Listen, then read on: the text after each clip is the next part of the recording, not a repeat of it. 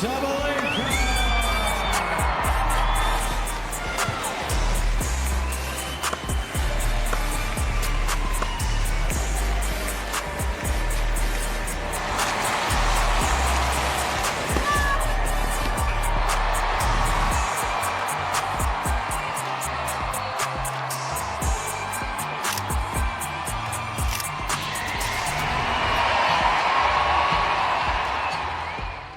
The WTA just made a decision that has tennis fans losing their minds.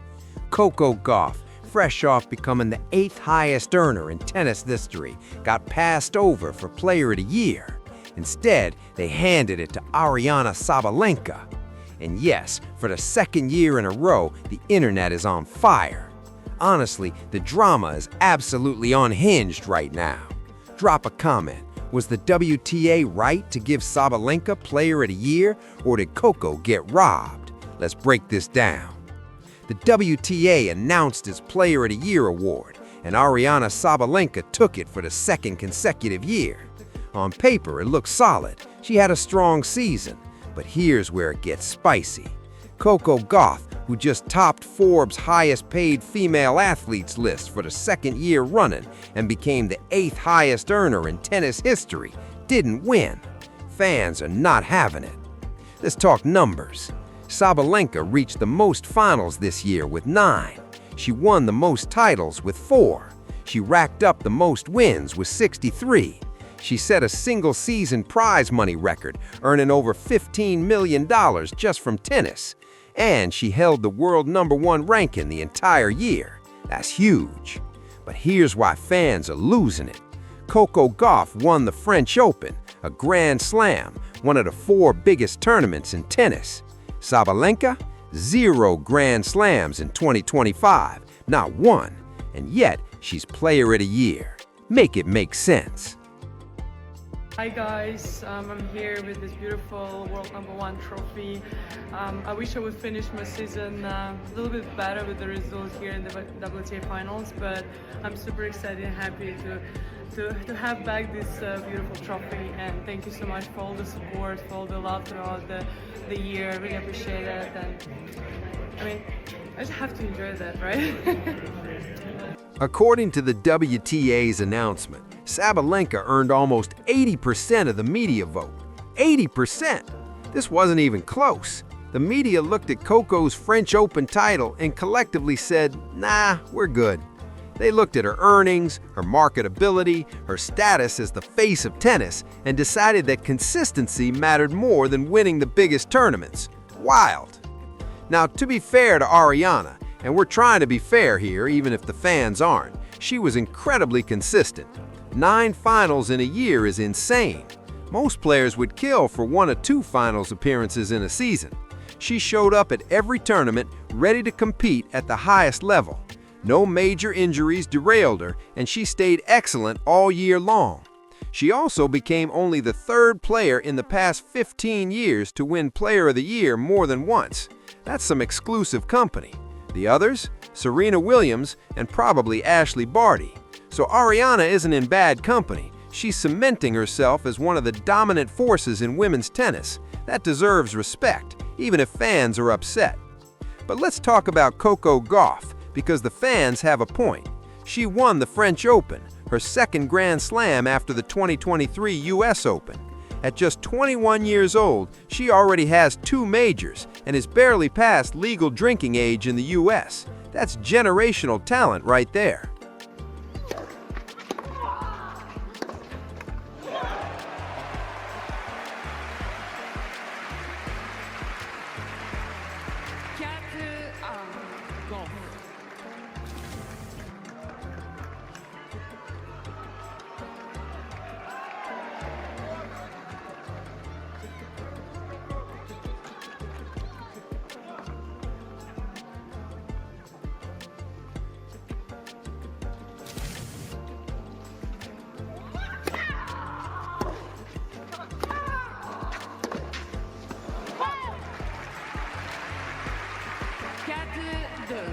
Beyond the French Open, Coco Gauff had a solid year. She made deep runs in multiple tournaments, stayed near the top of the rankings, and earned $33 million, with $25 million of that coming from endorsements alone. She's the most marketable player in tennis right now, hands down. Brands have fallen over themselves to work with her because she represents the future of the sport. So, when the WTA announces that Ariana Sabalenka is Player of the Year based on consistency, while Coco's out here winning majors and becoming a global icon, you can see why fans are confused. It's like the WTA is saying, sure, you won the biggest tournament, but did you show up to all the other ones consistently? Okay, consistency matters, but since when does it matter more than Grand Slams? This is really a fundamental disagreement about what Player of the Year even means. Is it about the best overall season by numbers, or is it about the biggest achievements? Those are two very different criteria, and depending on which one you value more, you get different winners. If you're judging by numbers, most wins, most finals, most prize money, then Ariana absolutely deserves it. She dominated the tour in sheer volume, consistently a threat at every tournament. Opponents knew that drawing Ariana Sabalenka meant a battle. That's valuable. But if you're judging by peak achievements and cultural impact, Coco wins hands down. Grand Slams are the measuring stick in tennis. They're what players are remembered for. Legends are defined by majors, not by how many smaller tournaments they attended. And here's where it gets even messier. Amanda Anisimova also had a remarkable year. 2 WTA 1000 titles, 2 Grand Slam finals at Wimbledon and the US Open, and a top 10 debut. She had a case for Most Improved Player, which she won, and Player of the Year. She had a case, but against Ariana and Coco, she was always the long shot. One key detail, the media voted on this award, not the WTA itself, and not the players. Journalists and tennis writers looked at the full body of work and collectively decided that Ariana deserved it. And with 80% of the vote, this wasn't even close. This was a landslide. The media clearly values consistency and overall performance over individual peak moments. But tennis fans, they value different things. They want to see their favorite players win the big tournaments. They want drama, excitement, and memorable moments. A French Open final? Memorable. Winning your 4th title at some random WTA 500? Not so much. No shade on those tournaments, they matter, but they're not what fans remember when they look back at a season. Since the announcement, social media has been absolute chaos. Coco's fans are calling it a robbery. Arena supporters are defending the choice with stats and facts.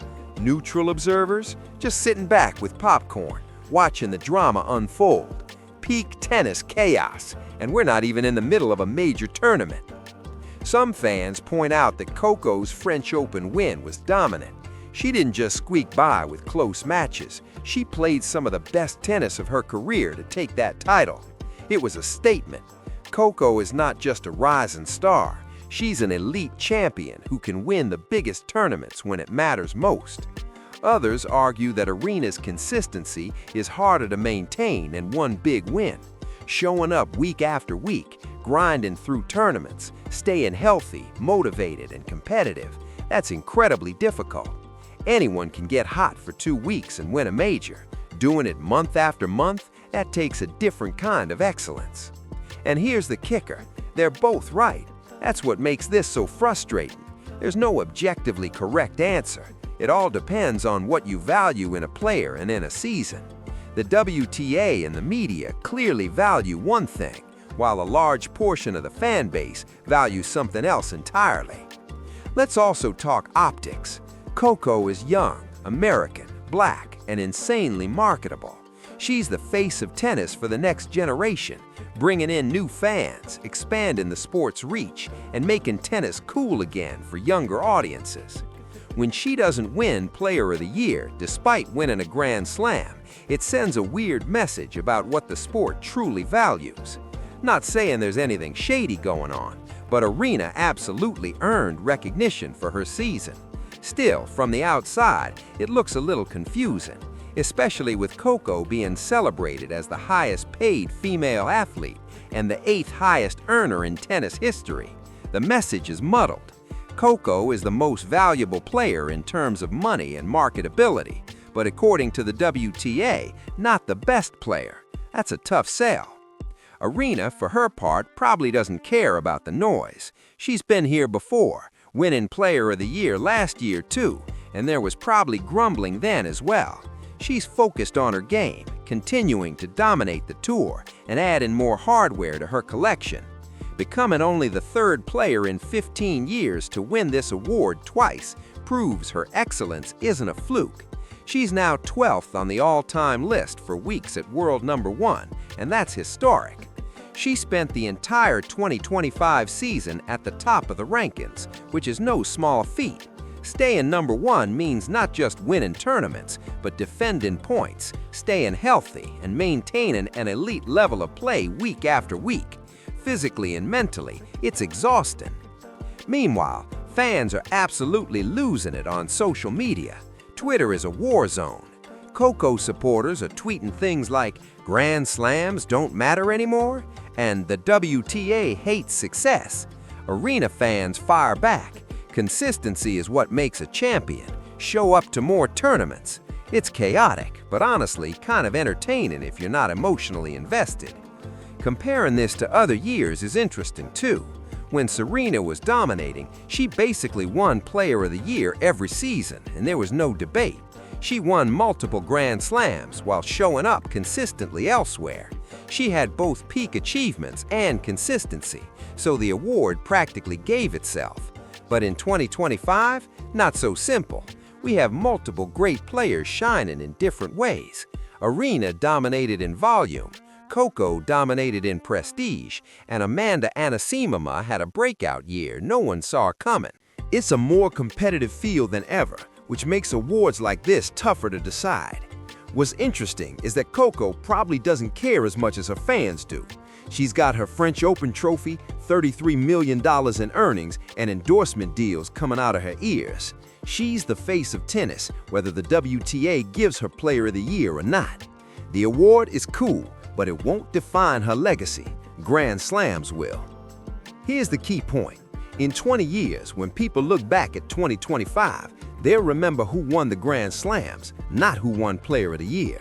History rewards major championships, the moments that get etched in the record books and talked about for decades. So while Ariana absolutely deserves recognition for her incredible season, and her numbers support her winning this award, the backlash isn't totally unjustified. Fans care about the big moments, and Coco delivered the biggest moment of the year by winning the French Open. That alone is going to create tension when someone else takes the season-long award. Right now, the WTA might need to rethink how they frame these awards, or at least clarify their criteria, because it currently feels arbitrary. Sometimes Grand Slams matter most, sometimes consistency matters most, and nobody can predict which will win out in a given year. That's confusing for fans and fuels controversy. At the end of the day, both players had phenomenal seasons. Ariana was the most consistent, most dominant presence on tour, while Coco won the most prestigious tournament and became a global superstar. They're both incredible athletes who deserve celebration, but the WTA choosing one over the other was always going to stir drama. So, there you have it. The WTA crowned Ariana Sabalenka Player of the Year, while Coco Gauff's fans riot online. Was it the right call? Depends on what you value. Either way, the drama is real, and tennis fans are not holding back. If you love this chaos, smash that like button, subscribe, and drop your hottest takes in the comments below.